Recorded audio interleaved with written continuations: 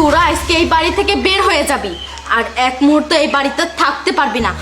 এই যে মা, তোমার এই ছোট মেয়ে বিয়ে দেওয়ার সময় অনেকগুলো যৌতুকের টাকা চেয়েছিল, আর তুমি সেই যৌতুকের টাকা দেওয়ার জন্য তোমার জায়গা জমি বাড়ি ঘর সবকিছু বিক্রি করে দিয়েছো আমার হাজবেন্ডের কাছে। তবে আমি তোমাকে একটা শর্ত দিয়েছিলাম যে আমার কাছে থাকতে হলে আর ভাড়াটিয়া যেভাবে আমার কাছে আসে টাকা দেওয়া থাকে সেইভাবে তুমি থাকবে। তুমি তো আমাকে ভাড়া দাওই না, টাকা দাও না, তার শর্তে তোমার ছোট মেয়েকে আমার বাড়িতে এনে রেখেছো। কেন তুমি তোমার ছোট মেয়ের সাথে অন্য কোনো জায়গায় থাকতে পারো না? আর একটা শর্ত ছিল তোমার সাথে যে তুমি যদি আমার বাড়িতে থাকো তোমার কোনো আত্মীয় স্বজন এই বাড়িতে আসতে পারবে না। আমি আর তোমাকে এই বাড়িতে রাখতে পারবো না। এখন এই মুহূর্তে তোমার ছোট মেয়েকে নিয়ে তুমি সহ এই বাড়ি থেকে বের হয়ে যাবে। ও মা, তুই এগুলা কি কইতাছ? তুই তো জানোস তোর বোনটা গর্ভবতী, যে কোনো টাইমে ওর ডেলিভারি হইব। আর এই টাইমে আমরা 2 মাসে কই যাবো ক? আমার তো যাওয়ারও কোনো রাস্তা নাই। তোর বোন জামাটা মরে গেছে, দুনিয়াত নাই। আঙ্গরে দরদি বলতে তো আর কেউ নাই, কি করবো ক? তোর কাছে অনুরোধ, তুই আমগরে এই বাড়ি থেকে বাইর করে দিস না। তোর ছোট বোনটা বাচ্চা বেড়ে আমরা আমরা কই যাবো?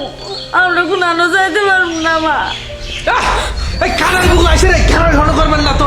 এই ঘেরার ঘন করার জন্য আপনার ছোট মায়ের বিয়ের সময় এই 27 লক্ষ টাকা দিয়ে এই বাড়ির ভিডিওটা আমি এবেই লিখে নিয়ে নি, বুঝছেন? টাকা পয়সা দিছি, তারপরে বাড়ির ভিডিও না নিছি। এত শখকে, হ্যাঁ? বসে থেকে আমার বাড়িতে বসে বসে খাবেন? যান রাস্তায় যা ভিক্ষা করে খান গা, আরামে আছেন, তাই না? এই বিধি, যাও। হ্যাঁ যাও, এখনই বাড়ি। দাঁড়াও।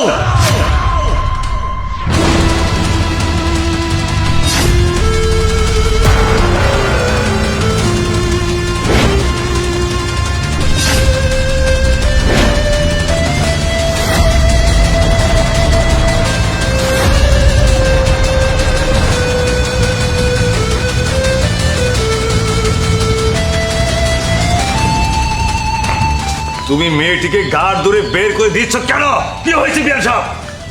ও মা, এইখানে দেখে আরেক নাটক শুরু হয়েছে। ভূতের মুখে রাম রাম। কি হয়েছে জানতে চান? কি হয়নি সেইটা বলেন। আপনারা তো আপনার আদরের বৌমাকে বাড়ি থেকে ঘাড় ধাক্কা দিয়ে বের করে দিয়েছিলেন। এখন এই বাড়িতে দেখতে এসেছেন যে আমি কি করি ওনাদেরকে। বাবা, আবার দেখেছো কি দরদ নিয়ে এসেছে? কি ব্যাপার? হ্যাঁ, ও ছেলেকে যখন বিয়ে করিয়েছেন তখন তো রসালো টাকা পয়সা ঠিকই নিয়েছেন।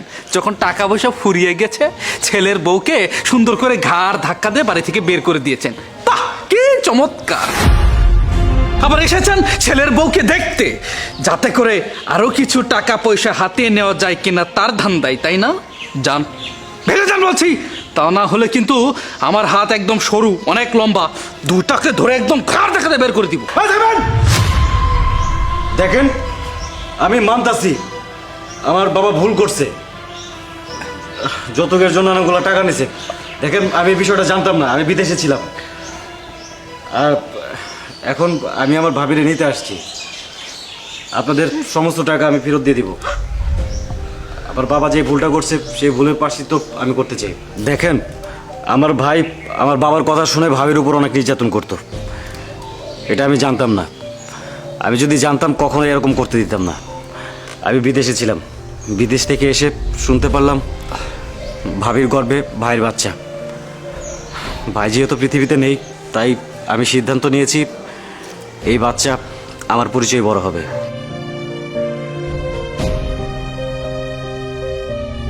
ভাবির সমস্ত দায় দায়িত্ব আমি নিতে চাই, এবং আমার ভাবিকে আমি এখান থেকে নিয়ে যাব।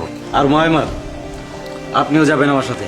যে বাড়িতে আপনার কোনো মূল্য নাই, আপনাদের তুচ্ছ তাচ্ছিল্য করে অপমান করে, সেই বাড়িতে আপনারও থাকা দরকার নেই। চলেন আমার সাথে। আপা, তোমার একটা কথা কই, ছোট বোন হিসাবে, আজকে যদি আমার জায়গায় তুমি থাকতা, পরিস্থিতিটা ঠিক তোমার সাথেও এরকম হইতো। কিন্তু তুমি টাকা পয়সার ভরাই দেখাইছো। টাকা পয়সা মানুষের সারা জীবন থাকে না, বিয়ের পরে স্বামী ছাড়া মেয়েদের কোনো মূল্য নাই, সেটা আজকে আমি বুঝতে পেরেছি। শোন, একদিন তুই বুঝতে পারবি, যেদিন তুই মা হবি। মা আর কতটা কষ্ট, আমি তোর হে অভিশাপটা দিয়ে গেলাম। চল মা। চলো। চলো বিতি, এইসব চিন্তা ভাবনা করে আমার কোনো লাভ নেই। চলো